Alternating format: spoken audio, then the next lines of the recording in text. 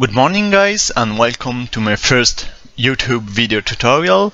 Today I will explain how to configure Microsoft SQL Server Express. I will show how to configure the server, create a table, fill the table with an SQL query, and how to make sure that the SQL server can be accessed remotely or from the same local machine. Okay, so in order to download SQL Server Express, just go to the website. So Google SQL Server Express. Connect to the website, Microsoft website, and download the program. So for me, actually, SQL Server Express is already installed on my laptop. And so let's see how we can configure the database and the server. First of all, go to the services and SQL and double check that SQL is running and that is the startup type is automatic. The same for SQL Server Browser, startup automatic. Alright, so now open the program and see how we can configure a database.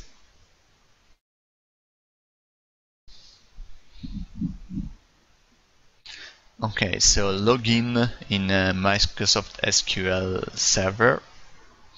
Here you can see the server which is running, your databases. These are the databases that are already running on my computer. And important in security, you can see the credentials used to retrieve the data. Okay, so first of all, you want to double check that for your server you are able to access the database remotely. So just right click on your server, properties, security, and make sure that the server authentication is set to both SQL Server and Windows authentication. Windows authentication enables you to access the server from your local machine, SQL Server for both from your local machine and remotely. Okay, so first of all, let's see how to create a new database. Go to databases, right click, new database. Let's call it MyDB. The other option can be left as default. Just make sure to type the right name. Okay, so for your database, your database is now empty. So you can create a table. For example, let's create a table with two fields, name, which is basically a string, and varchar is for string, and age, which is an integer. Okay, now you can save the table as people. Okay, now you made the table.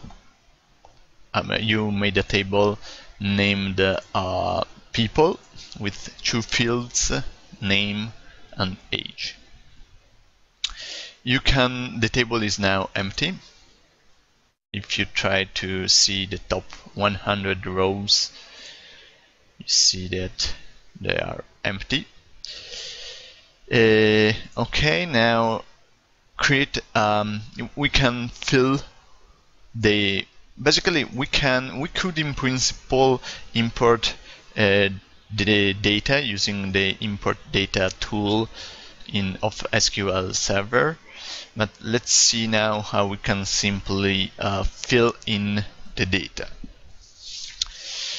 Okay, so this is a SQL query. Insert into dbo.people values. So the values are, for example, a name, my name Carlo, age 38. Execute, okay, my girlfriend, she's who is 28. Execute, and now we can see that there are the table is now filled.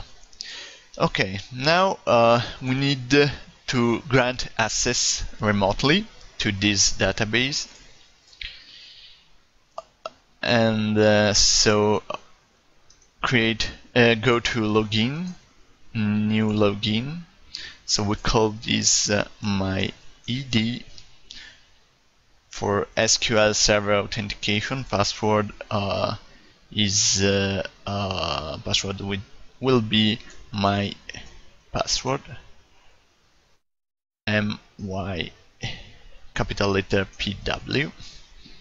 We don't need the password policy, and we want to map this credential to my DB. So also go to user mapping and my DB as a data reader. Okay, good. So basically we set up our database and we granted the credentials. Now we need to make sure that data can be retrieved remotely. So go to SQL Server Manager. And now here you have SQL Server Network Configuration. You have TCP IP, which must be enabled.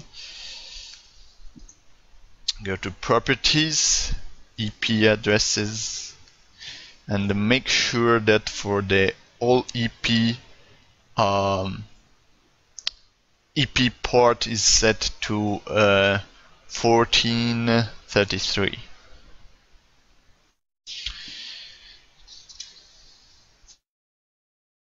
Okay, alright. Apply. So as you can see now, you just need to go to Services and to make sure that everything is up to date, go to SQL Server and restart the service. Okay, and that's it. So now your server is running and with a database that contains a table named people, containing two fields, name and age. In the next tutorial we will see how to retrieve this data remotely or from the same machine. So see you guys.